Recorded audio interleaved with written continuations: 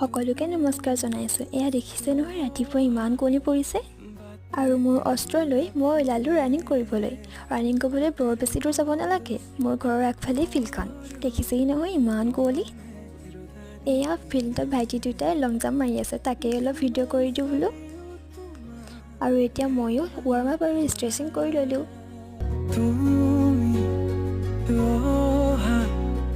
বাতেৰ গোলাপ ফুলে তাতে ৰোদৰ পোহৰ হৈ মৰমে ৰোদালি আনে যিমান চালেও তোমাক।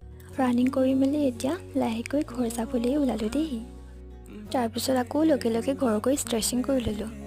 লাহেকৈ ৰ'দালিও ওলাব লৈছে আৰু এইফালে আকৌ ঘৰ বনোৱা কাম লাগি আছে আৰু ৰ'দত বহি জলফাই টেঙা খোৱা মজাই বেলেগ ন। ইমানতে ভিডিঅ'টো সামৰণি মাৰিছোঁ দেই।